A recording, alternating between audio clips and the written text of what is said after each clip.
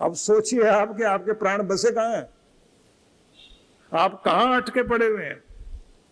कृष्ण समझा रहे हैं इस दुनिया में बहुत लोग हैं जिनके प्राण कहीं ना कहीं अटके हुए हैं, दुकान में, मकान में, जमीन में, जायदाद में, संपत्ति में, रिश्ते में, नाते में, कहीं भी प्राण अटका के बैठे हुए हैं। ये मिले तो मैं खुश हो जाऊं, ये मिले ना मिले तो मैं तो बर्बाद। और इस दुनिया में चीजें मिलेंगी बिछड़ेंगी, संयोग वियोग का संसार है, लेने देने का पाने खोने का संसार है। इस संसार में हर पल घटनाएं घट रही हैं, घटता रहेगा कुछ ना कुछ। लेकिन अगर अपने प्राण इन वस्तुओं में बसाओगे तो वस्तु टूटी और आप खुद टूट गए। वीतराग, भय, क्रोध, गीता अद्भुत है, लेकिन इसको ऐसे नहीं पढ़ा जा सकता कि आपने वो सुना, सुनने के साथ साथ में आप जो है कहा कि अच्छा ये ज्ञान हो गया, लेकिन समझ में तो आया ही नहीं। भगवान की वाणी है ना, साधारण नहीं है। तो तोते को जैसे जैसे पिंजरे को हिलाया, राक्षस हिलना शुरू हो गया। तोते को जैसे ही पकड़ा, राक्षस को लगा मेरी तो गर्दन पकड़ ली गई, तोते को मारा, राक्षस मर गया। हम सब लोगों को ऐसी हालत होती है, कोई लॉटरी लग गई, हमसे ज्यादा खुश नहीं है, कोई नुकसान हो गया, डिप्रेशन में पहुंच गए। इतने कमजोर है आज के जमाने में लोग, छोटी छोटी बातों में डिप्रेशन हो जाता है। बच्चों की कोई कामना पूरी नहीं हुई, आत्महत्या करने को तैयार, घर छोड़ के भाग जाएंगे। बहुत कमजोर हो गए, इतना मन हमारा कमजोर है। अगर घर में हमारी कोई बात नहीं मानी गई, हमारी नहीं चली, तो आदमी कहने लग जाता है अन्न जल उठ गया मेरा इस घर से। कोई समझता ही नहीं हमें, कोई हमारा अपना है ही नहीं, बेगाने हैं हम लोग। और महिलाएं बहुत जल्दी ऐसे डामाडोल और निराश हो जाती हैं। क्या देते हैं ये लोग मुझे? 2 कपड़े, 2 टाइम का खाना, सारा दिन नौकरानी की तरह काम करो, जब कोई देखेगा, जिसका मौका लगेगा डांट मारेगा। इस घर में पराये बन के आए हैं, कोई भी तो अपना नहीं है। पति भी जब देखेगा सास भड़काएगी और ये आकर भड़केगा, फिर सास सारा दिन चिढ़ाती है, सबके सब ताने देते हैं। ननद आएगी, 15 दिन बाद आती है, आग लगा के चली जाती है। बहुत कहानियां हैं। और उसके बाद कोई घटना घट गई, अब यहां रह के क्या करेंगे, अब जी के क्या करेंगे। और माँ को रोज टेलीफोन पर कहानियां बताई जाती है। कोई छोटी घटना घट गई, बेटी अटैची बांध और निकला, और फिर काला कोट वाला व्यक्ति बीच में आ गया, रिश्ते जुड़ने नहीं देगा, क्योंकि उसको फायदा इसी में है कि दोनों पक्ष वाले लड़ते रहें।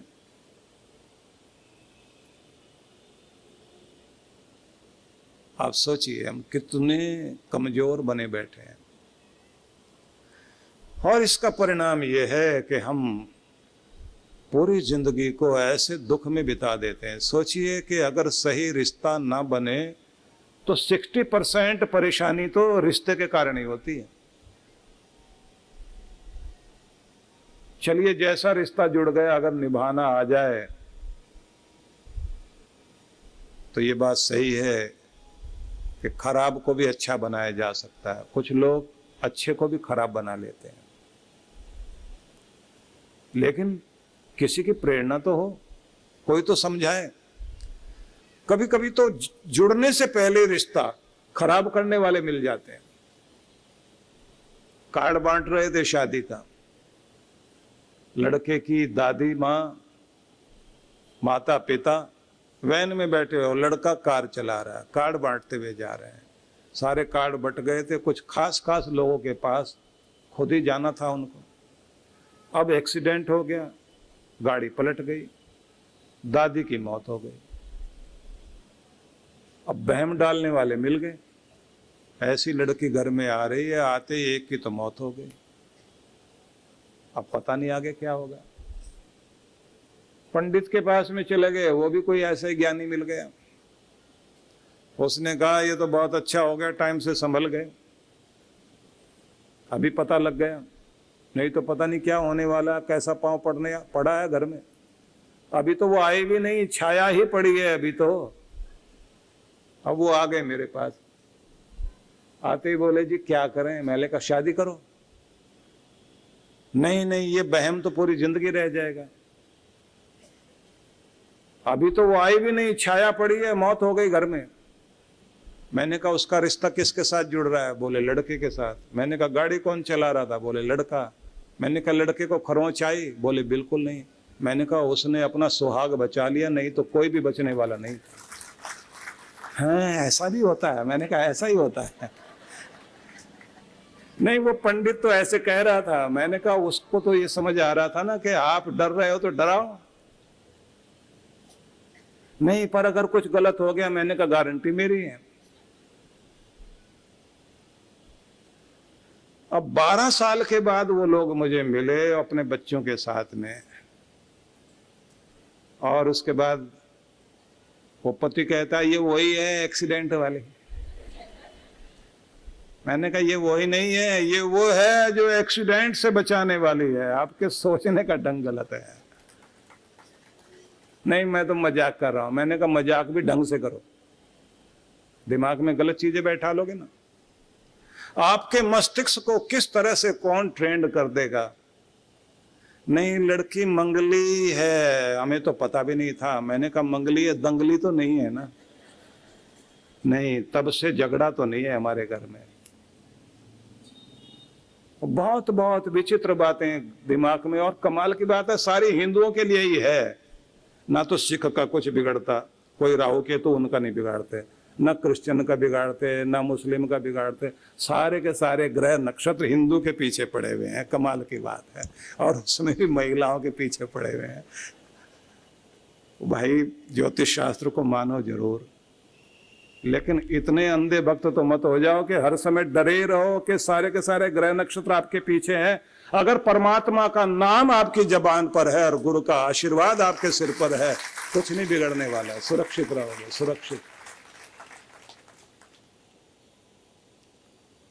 गुरु को तो डर निकालना ही पड़ेगा। नहीं निकालेंगे तो ये बुद्धि, ये तो कुछ भी शंका करेगी। और हम शंका में आ जाएं तो फिर 2-3 घटनाएं घट जाएं, उसके बाद तो दिमाग में ऐसी बात बैठ जाती है कि अब तो कुछ बुरा ही बुरा होगा। तो मैं निवेदन करना चाहता हूं, एक तरीका है जिसके द्वारा आप अपने आप को सहज शांत करते हैं। एक तो अच्छे विचार जो शक्ति दें, और ये विचार अगर प्रबल हैं, अपनी भक्ति का सहारा लेकर सत्यवान को सावित्री जैसे जीवित अवस्था में वापस लेकर आई, अपने सुहाग को बचाया। जैसे उर्मिला ने 14 साल बैठ करके महलों में तप किया, जिसका परिणाम ये था कि उसका लक्ष्मण सुरक्षित वापस आया। और जब लक्ष्मण वापस आया, चरण धोने के लिए दरवाजे पर गई है उर्मिला, हाथ में लोटा पकड़ा हुआ, गड़बी पकड़ी हुई, पानी डालना चाहती है लेकिन पानी तो गिरा ही नहीं, आंख से आंसू बरसने लगे। सबने बोलना शुरू किया, आज क्यों रोती है पगली, आज तो मुस्कुराने का दिन है, तेरा भाग जागा है, तेरा सुहाग आया है। 14 साल के बाद कौशल्या माता आगे आती है और सिर पर हाथ रखकर कहती है, रो लेने दो इस बच्ची को। 14 साल के आंसू रुके हुए हैं। ये एक एक दिन तपस्या की है कि मेरा सुहाग सेवा और तप करने के लिए गया है, अपनी सेवा में, अपने धर्म में, अपनी मर्यादा में खरा उतरे और सुरक्षित वापस आए। उसकी तपस्या ने उसके सुहाग को भी बचाया है। आज जल से नहीं, आंसुओं के जल के द्वारा अपने पति के पांव धोना चाहती है, इसे धोने दो। और जब आंख से आंसू बरस रहे थे तो दुखी नहीं थी, चेहरे पर मुस्कुराहट है, अंदर का सब कुछ दर्द आंसू में निकल गया। मैं कहना चाहता हूं, कुछ भी भाग्य हो, आपकी भक्ति, आपकी तपस्या वो कुछ कर सकती है जिसकी संभावना भी नहीं लगती। असंभव भी संभव हो जाता है। इसलिए अपने नियम अच्छे से पकड़ो। गुरु आपको नियम देता है, नियम में बांधता है। और गुरु आपके अंदर विचार शक्ति देता है, मंत्र शक्ति देता है, जिस मंत्र शक्ति के सहारे आपका मनोबल ऊंचा होता है। तो आप हर दिन, जैसे दिन की शुरुआत होती है, स्नान आदि करने के बाद अपने मंदिर में बैठिए। पहले तो प्रणाम करना आना चाहिए आपको, भगवान को प्रणाम करें। तो प्रणाम करने का भी नियम यह है कि भगवान की कृपाओं को याद करके सिर झुकाओ, और सिर झुकाते समय महसूस करो कि मेरे प्यारे का दर है ये। झुको ए हजरत तालिब, दर हबीब है ये मेरे प्यारे का दर है।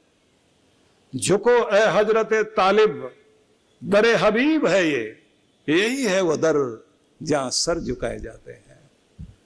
और सिर झुकाकर प्रणाम करना, आभार व्यक्त करना, मांगता नहीं आया, धन्यवाद करने वाला तेरा बच्चा तेरे दरवाजे पर आया है, तेरी कृपाओं के लिए धन्यवाद करने के लिए।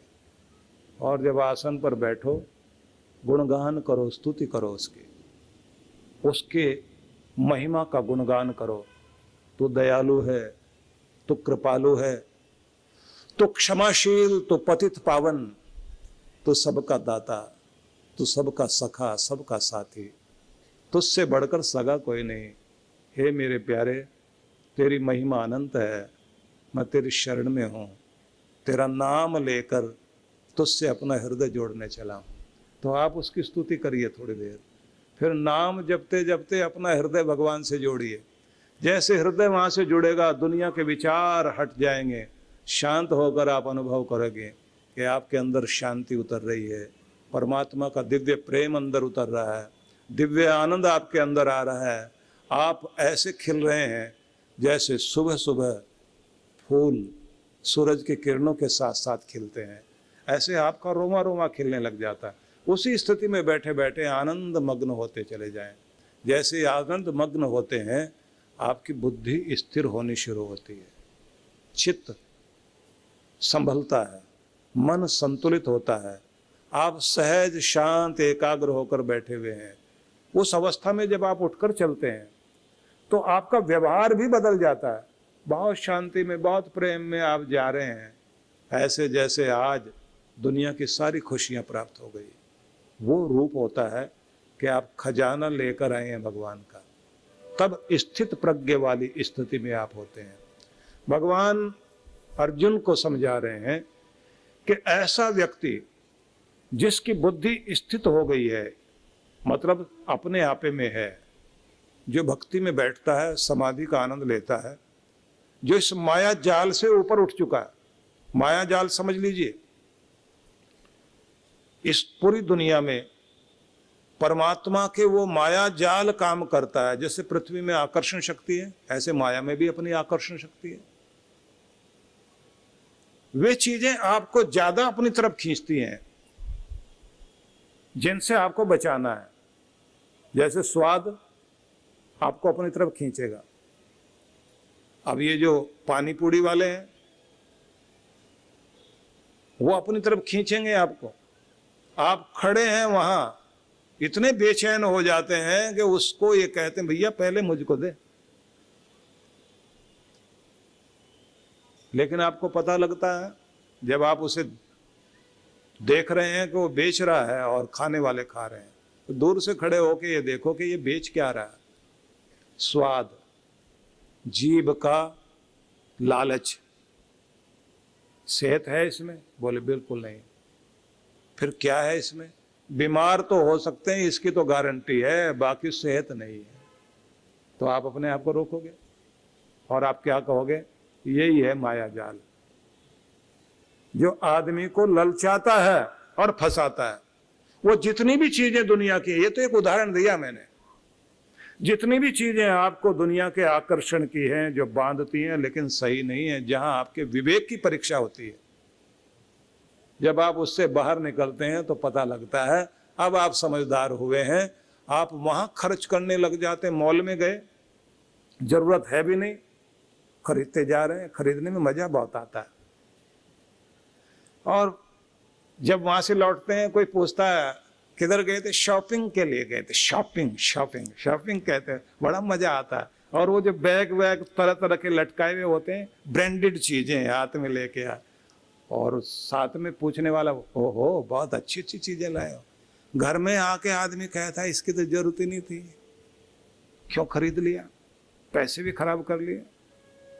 रोज नई नई डिजाइन की चीजें आती रहेंगी, ललचाती रहेंगी, लेकिन आदमी के विवेक की परीक्षा होगी, समझदारी की, जरूरत थी या नहीं। बड़ी मेहनत से कमाया था, नासमझी से खर्च कर लिया। जहां देना चाहिए वहां हाथ कांपते हैं, और जहां नहीं देना चाहिए वहां तो ऐसा दिल खोल के आदमी। सोचिए, विवेक चला जाता है माया के सामने। इसलिए कहा जाता है माया भगवान की सेक्रेटरी है। वो अपने तक, भगवान अपने तक नहीं पहुंचने देते, कहते हैं पहले माया से मिलो। अगर माया तुम्हें पास कर देती है, वो उलझाएगी इधर उधर, खिलाने पिलाने में बैठा देगी, चीजों में भटका देगी। अगर आप वहां भटके हुए हैं तो भगवान तक नहीं पहुंचोगे। और अगर माया के पहरे को पार करके आ गए और भगवान तक पहुंच गए, ध्यान लग गया, भक्ति टिक गई, तो कहते हैं देवता भी आसमान से फूल बरसाते हैं। अंदर महसूस होता है कि जैसे हमारे ऊपर फूलों की वर्षा हो रही है, जैसे मानन से भर रहे हैं। क्योंकि देवताओं को भी लगता है पृथ्वी पर सुलाने के सारे साधन मौजूद थे, उसके बाद भी आदमी सोया नहीं है, तो इसका स्वागत किया जाना चाहिए, इसका सम्मान किया जाना चाहिए। तो सोचिए, इस पहरे से बाहर निकलकर कोई आदमी जाग जाए तो देव शक्तियां भी सम्मान करेंगी। कृष्ण समझा रहे हैं, दुख आए उद्विग्न नहीं होना, बेचैन नहीं होना, व्याकुल नहीं होना, और सुख आए तृष्णा न भर जाए इतनी, रात दिन वही सपने देखते बेचैन होते घूम रहे हैं। वीतराग भय क्रोध, राग रहित हो जाए। मतलब तुम्हारी जो अटैचमेंट चीजों में है, जो मैंने आपसे कहा था ना कि राक्षस के प्राण बसे थे तोते में, तो आप भी सोचिए आपके प्राण कहां बसे हुए हैं। अगर आपके प्राण किसी वस्तु में बसे हुए हैं और उसका नुकसान हो जाए तो फिर आदमी सिर पकड़ के बैठ जाता है। इस दुनिया में यहाँ आदमी पाएगा भी, खोएगा भी, हार भी, जीत भी, ये तो चलेगी, लेकिन अपने आप को इतना कमजोर मत बनाओ कि वस्तु के साथ आप भी टूट जाएं। वस्तु टूट जाए, लेकिन खुद को टूटने मत देना, बस इतना मजबूत अपने आप को बनाना है। जीवन यानी निरंतर दौड़ भाग, तनाव, शारीरिक व मानसिक थकान। कुछ सुकून के पल हम सबको चाहिए, ऐसा सुकून जो हमें ताकत, स्फूर्ति और आंतरिक शांति से भर दे। ध्यान यानी मेडिटेशन एक ऐसा माध्यम है जिसके द्वारा मन को चैन, शांति और सुकून मिलता है। और अगर ये ध्यान प्रकृति की गोद में किसी सुरम्य और शीतल स्थान पर हो तो क्या कहने। आइए परम पूज्य सुधांशु जी महाराज और आदरणीय डॉक्टर अर्चिका दीदी के शुभ नेतृत्व में सीखें ध्यान की कुछ अद्भुत विधियां, जो न सिर्फ शरीर को शक्ति प्रदान करेंगी बल्कि आंतरिक शांति से भर देंगी। एक सुंदर अवसर है 5 दिवसीय ध्यान शिविरों में भाग लेने का और साथ ही लघु चंद्रायण तप में भाग लेने का।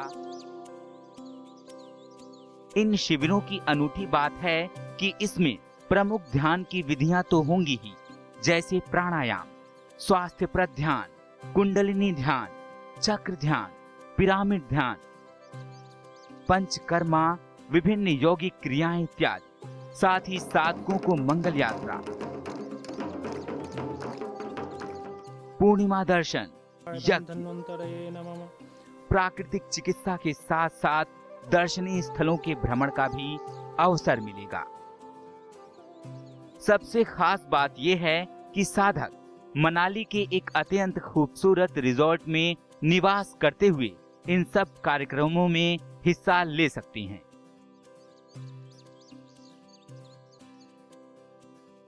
तो आइए परम पूज्य गुरुदेव और डॉक्टर अर्चिका दीदी के साथ मनाली चलें, पहाड़ों पर कुछ दिन बिताएं, ध्यान की विधियां सीखें और पाएं एक तनाव रहित मन, स्वस्थ तन, आत्मविश्वास और सबसे बढ़ के आंतरिक शांति और सुकून।